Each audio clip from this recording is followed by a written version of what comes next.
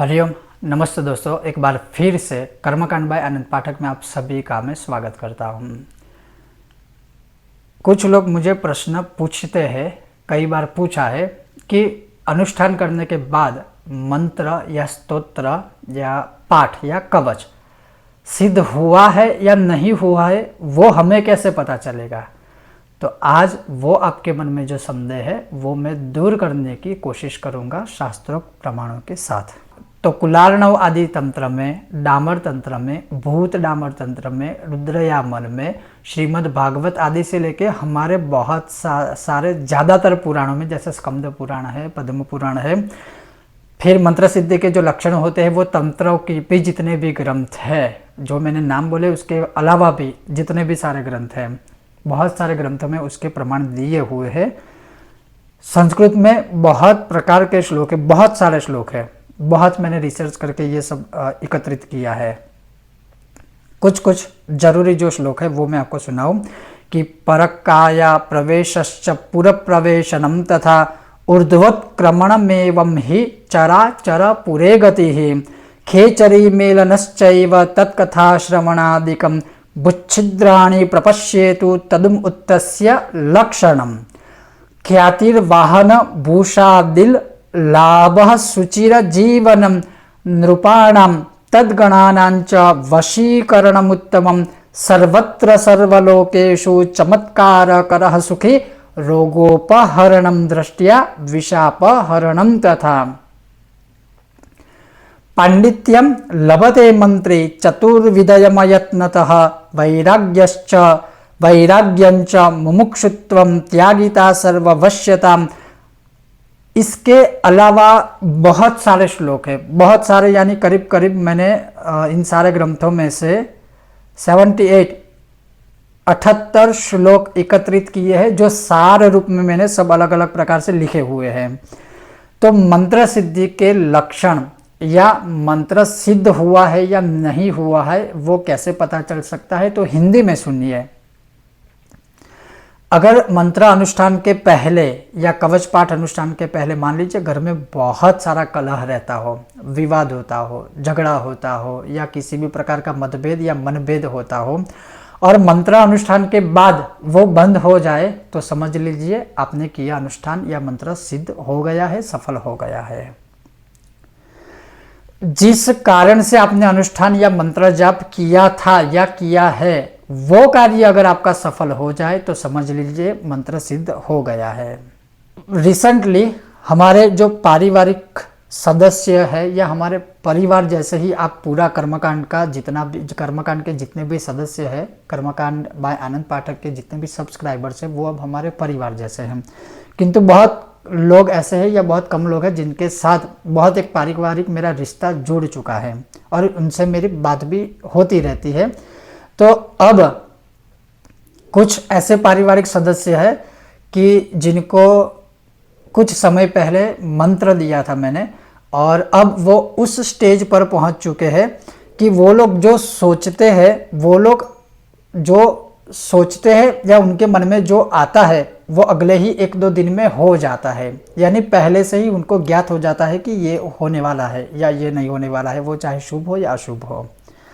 तो अगर ऐसी सिद्धि आपको प्राप्त होती है तो समझ जाइए मंत्र सिद्ध हो चुका है। स्वप्न में अगर भगवान विष्णु या जिस देवता के आप मंत्र करते हो वो स्वप्न में अगर आपको दर्शन देते हैं तो समझ जाइए मंत्र सिद्ध हो चुका है। आपको जिस चीज की इच्छा हो वो आपके मन में है, आपने किसी से नहीं कहा और वो आपको सामने से ही मिल जाए तो समझ लीजिए मंत्र सिद्ध हो चुका है। आपको जो चाहिए और वो आपने बोलकर भी प्राप्त किया है, जिसकी कभी संभावना ही नहीं थी और आपको मिल चुका है या मिल चुकी है, जो भी चीज हो, तो समझ जाइए मंत्र अनुष्ठान सिद्ध हो चुका है। घर में हर एक प्रकार से शांति प्राप्त होती है तो समझ जाइए मंत्र सिद्ध हो चुका है। घर में जब ऐसा आपको फील होता है, ऐसा अनुभव होता है कि जैसे घर में कोई है, कोई पॉजिटिव एनर्जी वाइब्रेशन से, तो समझ जाइए कि मंत्र जो आपने किया है वो सिद्ध हो चुका है। और सेम मैं यही यहाँ पर फिर से कहूँगा कि हमारे जो पारिवारिक सदस्य है या जिससे हम अभी अनुभव लेते हैं या जिनको ये सारे अनुभव हुए उनमें से एक और अनुभव आपको बताऊंगा, मैं यहाँ नाम नहीं कहूँगा, कि एक जो मंत्र उन्होंने किया था अभी उसकी संख्या मान लीजिए बहुत लाखों के ऊपर हो चुकी है पिछले 8 या 10 महीनों में या करीब 1 साल में।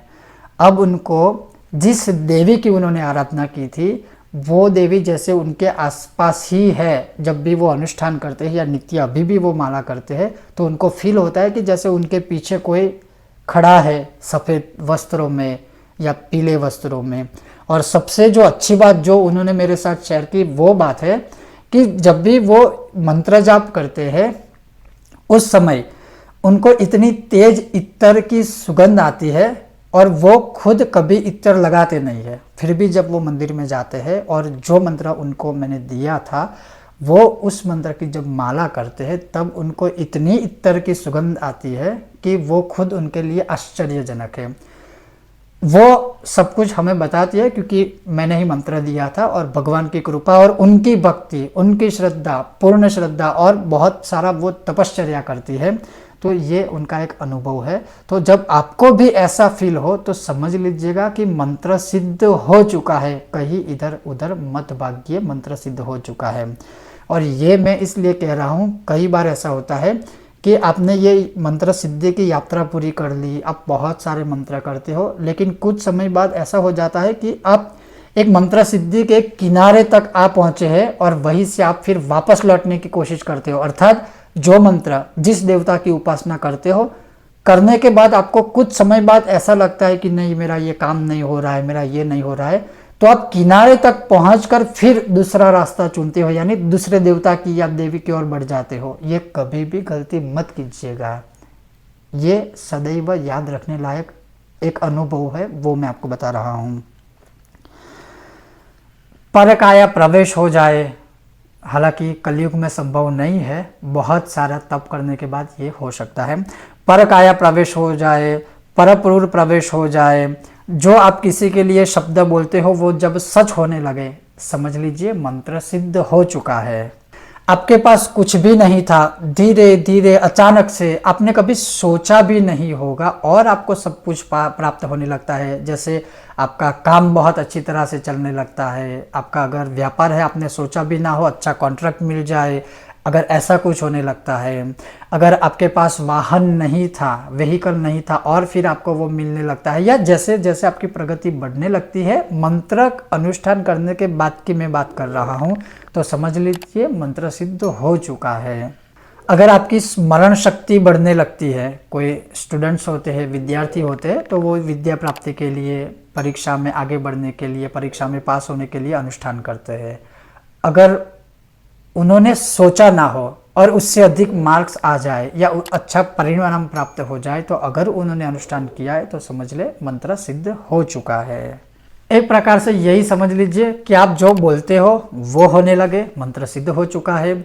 आपका प्रभाव सामने वाले पर अच्छा पड़ता है, एक प्रकार से, एक प्रकार का एक कहते हैं ना कि सामान्य सा वशीकरण जैसा, कि आप जो बोलते हो वो सामने वाला एक्सेप्ट कर लेता है, समझ लीजिए मंत्र सिद्ध हो चुका है। आपके पास कुछ नहीं था, सब कुछ आने लगता है, समझ लीजिए मंत्र सिद्ध हो चुका है। आपने जो जो मानसिक इच्छाएं व्यक्त की थी भगवान के सामने उस मंत्र अनुष्ठान के समय या पाठ कवच अनुष्ठान के समय और वो होने लगे, समझ लीजिए मंत्र सिद्ध हो चुका है। आपको जो चाहिए था वो प्राप्त होने लगता है, समझ लीजिए मंत्र सिद्ध हो चुका है। आपके मन में जो इच्छा थी, आपको पता है कि ये शायद संभव है ही नहीं, कभी मुझे कुछ मिलने ही नहीं वाला है, फिर भी वो मिल जाए बिना मांगे, समझ लीजिए मंत्र सिद्ध हो चुका है। ये सब जो सारे लक्षण है जो मैंने आपको सप्रमाण बताए हैं श्लोकों के साथ, ये सब मंत्र सिद्धि के लक्षण या मंत्र सिद्धि के ही एक संकेत है। और जब भी ऐसा कुछ होने लगे, याद रखिएगा मंत्र को बदलने की कोशिश मत कीजिएगा, उसी मंत्र को जपते रहना है। तो ये था मंत्र सिद्धि के विषय में, या आपके मन में जो संदेह था कि मंत्र सिद्ध हुआ है कि नहीं हुआ, हमें कैसे पता चलेगा, ये मैंने आपको बताया। आपको यह विषय वीडियो कैसा लगा अवश्य हमें बताइए। आपको यह विषय वीडियो अच्छा लगा हो तो अभी के अभी हमारे वीडियो को लाइक करें, ज़्यादा से ज़्यादा शेयर करें और हमारे चैनल को सब्सक्राइब कीजिएगा। आप सबका बहुत बहुत धन्यवाद। जय श्री कृष्ण, जय सिया राम, जय माता दी।